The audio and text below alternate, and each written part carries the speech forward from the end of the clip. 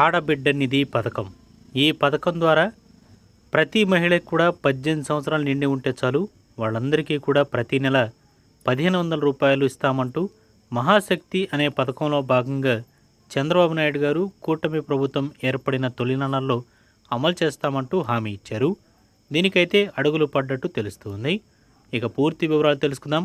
అర్హతలేంటి, ఏమేమి సర్టిఫికేట్లు కావాలి, ఇక అదేవిధంగా దీనికోసం ఎక్కడ అప్లై చేసుకోవాలి, ఇవన్నీ వివరాలు తెలుసుకుందాం. అంతవరకు ఒక చిన్న రిక్వెస్ట్, ఈ వీడియో నచ్చితే తప్పకుండా లైక్ చేయండి, మన ఛానల్ సబ్స్క్రైబ్ చేసుకోండి. మీకు ఏమైనా డౌట్స్ గిట్ట ఉంటే కింద కామెంట్ సెక్షన్లో తెలియజేయండి. ఇక వివరాలకు వెళదాం. ఆంధ్రప్రదేశ్లో ఆడబిడ్డ నిధి పథకం ద్వారా మహిళలందరికీ కూడా 18 సంవత్సరాల నుండి 49 సంవత్సరాలలోపు ఉండే ప్రతి ఒక్కరికి కూడా ఈ పథకం ద్వారా మనకి డబ్బులు అనేవి అందించే విధంగా అన్ని ఏర్పాట్లు అయితే ప్రభుత్వం చేస్తుంది. 49 సంవత్సరాల వరకు ఎందుకంటే 50 సంవత్సరాలకి పెన్షన్ అనేది వస్తుంది కాబట్టి ఈ 49 సంవత్సరాల వరకు మహిళలందరికీ కూడా డబ్బులు అనేవి రాష్ట్ర ప్రభుత్వం అందించనుంది. సో ఇక ఈ సర్వే అనేది అంటే ఈ ఆడబిడ్డ నిధి పథకంలో ప్రతి నెల కూడా మీకు 1500 రావాలంటే తప్పనిసరిగా సర్వే అనేది జరుగుతుంది.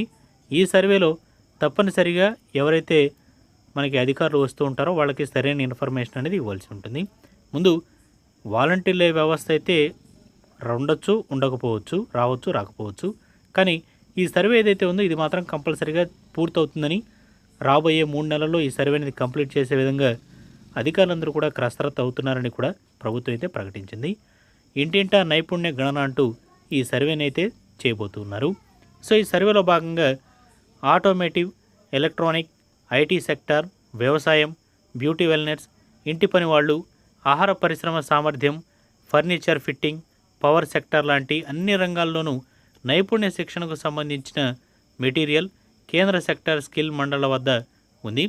ఇక ఈ నైపుణ్య అంత ఆధారాల ద్వారా ఈ కౌన్సిల్ల శిక్షణ విధానాన్ని అయితే రూపొందించబోతున్నారు. మీకు ఒట్టిగా 1500 అయితే ఎవరు, ఏదో సెక్టార్లో మీరు పనిచేస్తుంటారు కాబట్టి దానికి సంబంధించి మెరుగుపరిచే విధంగా, ఆర్థికంగా ముందుకు వెళ్ళే విధంగా ఈ సెక్టార్లో దీనిలో పనిచేస్తే ఆ విధంగా కూడా మీకు ఆర్థికంగా తోడ్పాటు చేసే విధంగా అయితే చూస్తూ ఉంది. అయితే రాష్ట్ర వ్యాప్తంగా సర్వే కోసం ఇంటింటి వివరాల సేకరణకు దాదాపు 3 నెలల టైం పట్టొచ్చని అధికారులు అయితే ప్రాథమికంగా అంచనా వేసి ఉన్నారు.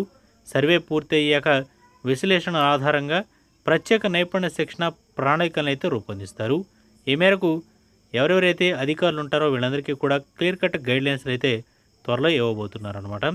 ఇక ఎవరైతే మనకి స్వయం ఉపాధి కింద మహిళలు ఉంటారో వాళ్ళకి ఇంకొంత నైపుణ్యాన్ని ఇచ్చి ఆర్థికంగా వాళ్ళని నిలదొక్కే విధంగా, వాళ్ళు ముందుకు సాగే విధంగా ఈ పథకాన్ని అయితే రూపొందించబోతున్నారు.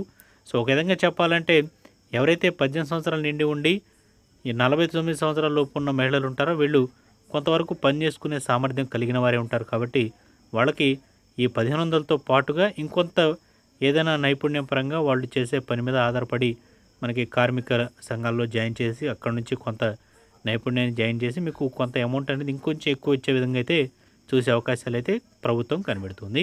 ప్రస్తుతానికైతే ఈ సర్వే అనేది కూడా రాబోయే 2-3 నెలల్లో మనకి ఉంటుంది కాబట్టి, పూర్తవుతుంది కాబట్టి కొద్దిగా అయితే ఈ పథకం ఆలస్యం అవుతుందని చెప్పుకోవచ్చు. ఇక అదేవిధంగా ఎవరైతే ఈ 1500 రూపాయలు ప్రతి నెల వస్తుంది అనుకుంటున్నారో ఇది మనకి ప్రతి నెల 1500 రూపాయల లెక్కన వేసుకుంటే సంవత్సరానికి దాదాపుగా మనకి 18,000 రూపాయల వరకు అందే అవకాశం అయితే ఉంది. ఈ 18,000 రూపాయలు అనేవి గతంలో మనకి జగన్ ప్రభుత్వం ఉన్నప్పుడు మనకి ఎస్సీ, ఎస్టీ, బీసీ, మైనారిటీ మహిళలు ఎవరైతే ఉంటారో వాళ్ళకి వైఎస్ఆర్ చేయూత అనే పథకం ద్వారా 40 సంవత్సరాల నుండి 60 సంవత్సరాల లోపు ఉన్న మహిళలకు మాత్రమే ఇచ్చేవారనమాట. సో ఇప్పుడు ఆ కేటగిరీని తీసేసి 18 సంవత్సరాల నిండి ఉంటే చాలు మనకి 49 సంవత్సరాల లోపు ఉండే మహిళలందరికీ కూడా ఈ డబ్బులు అనేవి అందించే విధంగా రాష్ట్ర ప్రభుత్వం అయితే ప్రణాళికలు చేస్తుంది. సో ఈ స్కీమ్కి సంబంధించి ఎవరెవరైతే మహిళలు ఉంటారో వాళ్ళు తప్పనిసరిగా మీరు ఆంధ్రప్రదేశ్లో నివాసితురాలై ఉండవలసి ఉంటుంది. మీరు ఎక్కడైనా ఉండండి, ఆంధ్రప్రదేశ్లో మాత్రం అడ్రస్ కలిగి ఉన్న ఆధార్ కార్డు ఉన్న వారికి మాత్రమే ఈ పథకం అనేది వర్తిస్తుందన్నమాట. మీరు ఇతర స్టేట్లో ఉండి దీనికి అప్లై చేసుకోవచ్చా అంటే మాత్రం అటువంటి వారైతే అర్హులు కాదు. ఇది మాత్రం గుర్తుపెట్టుకోండి. ఎవరైనా పక్క రాష్ట్రాల్లో ఏపీ వాళ్ళు ఉంటే మాత్రం మీ అడ్రస్ అనేది ఏపీకి మళ్ళీ మార్చుకోండి. త్వరలో ఈ పథకం అనేది అమల్లోకి రాబోతుంది. సో ఇక నెక్స్ట్ చూస్తే చాలామంది దగ్గర రేషన్ కార్డు అనేది ఉండదు. సో రేషన్ కార్డు లేని వారు కూడా తప్పనిసరిగా మీరు ఇంకొక ప్రత్యామ్నాయం అంటే రేషన్ కార్డు స్థానంలో మనకి ఇన్కమ్ సర్టిఫికేట్ లేదా రెసిడెంట్ సర్టిఫికేట్ అనేది తీసుకోవాల్సి ఉంటుంది. సో దీన్ని కూడా తప్పనిసరిగా అయితే మహిళలు కలిగి ఉండాలి.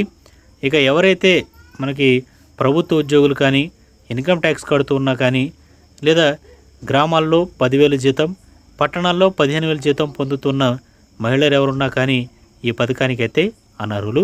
ఇక దాంతోపాటు ఎవరైతే పెన్షన్ పొందుతూ ఉన్నారో మనకి ఎన్టీఆర్ భరోసా పెన్షన్ రూపంలో పెన్షన్ పొందుతున్నారో అటువంటి మహిళలు కూడా ఈ పథకానికైతే అర్హులు కారు. ఇది మాత్రం కొంచెం పరిశీలించదగ్గ విషయాన్ని కూడా మనకి సమాచారం అయితే ఎత్తుతుంది. మరి పెన్షన్ వారికి కూడా ఇస్తారా అని అంటే మాత్రం అది క్వశ్చన్ మార్కే. ఎందుకంటే గతంలో కూడా చూస్తే వైఎస్ఆర్ చేయూత పథకంలో పెన్షన్ పొందుతున్న మహిళల పేర్లు అయితే తొలగించడం జరిగింది. అదే రూల్ని ఇక్కడ కూడా తీసుకొచ్చే అవకాశాలు అయితే ఎక్కువగా కనిపిస్తూ ఉన్నాయన్నమాట. సో ఈ రూల్ని కూడా పెడతారా పెట్టరా అనేది చూడాలి. ప్రజెంట్ అయితే మాత్రం ఇది త్వరలో తీసుకొస్తారనే ఆలోచన అయితే ఉంది. ఇక ఏపీలో మాత్రం ఈ పథకం ఎవరైతే నేను చెప్పిన లిస్ట్ ఉందో వీళ్ళు అనర్హతకి అయితే ఉంటారు. మరి అర్హులు ఎవరైతే ఉన్నారో ఇవన్నీ మేము చేయట్లేదు మాకు మాత్రం అర్హత ఉంది అని మేము ఎలా కన్ఫర్మ్ చేసుకోవాలి, ఏ డాక్యుమెంట్స్ కావాలి అని చూస్తే మీకు ముందు ఏపీలో ఆధార్ కార్డు కలిగి ఉండి మహిళ అయి ఉండాల్సి ఉంటుంది. సో 18 సంవత్సరాలు నిండి ఉండి ఉన్న ప్రతి మహిళకు కూడా ఈ డబ్బులు అయితే ఇస్తారు. ముఖ్యంగా గృహిణులు అంటే 18 సంవత్సరాలు నిండిన మహిళలకు మాత్రమే అన్నారు కాబట్టి ప్రతి ఒక్కరికి కూడా ఎవరైతే పెళ్లి చేసుకుని ఉంటారో అటువంటి వారికి అయితే ఈ పథకం అప్లికబుల్ చేసే అవకాశం ఎక్కువగా ఉంది. మరి పెళ్లి చేసుకోకుండా ఉన్న వారికి మాత్రం ఇవ్వకపోతారా అంటే మాత్రం అది చూడాలి, వెయిట్ చూడాలి. ఇంటింటి సర్వే ఆధారంగా వీటన్నిటిని కూడా చెక్ చేయడం జరుగుతుంది. ఇక దాంతోపాటు తప్పనిసరిగా తెల్ల రేషన్ కార్డు అయితే కలిగి ఉండాలి. ఒకవేళ రేషన్ కార్డు లేని వారు మాత్రం ఇన్కమ్ సర్టిఫికేట్ కానీ రెసిడెంట్ సర్టిఫికేట్ మాత్రం తీసుకోండి. ఎందుకంటే ఇన్కమ్ ఆధారంగానే ఇది డిసైడ్ అవుతుందన్నమాట. తెల్ల రేషన్ కార్డు ఉంటే దారిద్ర్య రేఖకు దిగువగా ఉంటారు కాబట్టి వాళ్ళు అర్హులు. ఇక అదేవిధంగా ఆధార్ కార్డు అనేది కంపల్సరీగా ఉండాలి. నేను ముందుగానే చెప్పాను కదా, ఆంధ్రప్రదేశ్లో ఉన్నట్టు మీరు గుర్తించాలంటే మాత్రం తప్పనిసరిగా మీ ఆధార్ కార్డు అనేది ఆంధ్రప్రదేశ్లో ఉండాల్సి ఉంటుంది. ఇక కుల ధృవీకరణ పత్రం అంటే క్యాస్ట్ సర్టిఫికేటు ఎస్సీ ఎస్టీ బీసీలు ఎవరైతే ఉంటారో వీళ్ళు తప్పనిసరిగా క్యాస్ట్ సర్టిఫికేట్ అనేది తీసుకోండి. ఇక దాంతోపాటు బ్యాంక్ అకౌంట్ అనేది కూడా కంపల్సరీగా ఉండాలి, అది పనిచేస్తూ ఉండాలి. కంపల్సరీగా మీ బ్యాంక్ అకౌంట్కి మీ ఆధార్ కార్డు అనేది లింక్ అయి ఉండాలి. ఈ లింక్ ఎందుకు చెప్తున్నానంటే రాష్ట్ర ప్రభుత్వం ఒకవేళ 1,500 రూపాయలు ఇస్తే మాత్రం మీకు డైరెక్ట్గా డీబీటీ విధానంలో వేయడం జరుగుతుంది. డైరెక్ట్ బెనిఫిషరీ ట్రాన్స్ఫర్ అంటే ఎన్పిసిఐ లింక్ అనేది మీ ఆధార్ కార్డుకి మీ బ్యాంక్ అకౌంట్కి లింక్ అయి ఉండాలి. దాంతోపాటు మీ ఆధార్ కార్డుకి పాన్ కార్డుకి బ్యాంక్ అకౌంట్కి ఈ మూడింటికి కూడా లింక్ అయి ఉండాలి. అప్పుడు మాత్రమే మీకు డబ్బులు అనేవి పడతాయి. ఇక దరఖాస్తులు అనేవి ఎప్పుడు ప్రారంభమవుతాయి మనకి ప్రజెంట్ అయితే మాత్రం ఉన్న సమాచారం మేరకు ఇంటింటి సర్వే ఏదైతే ఉందో ఇది 3 నెలల టైం పడుతుంది కాబట్టి మనకి దాదాపుగా సెప్టెంబర్ లేదా అక్టోబర్ నెలలో ఈ పథకం అనేది ప్రారంభం.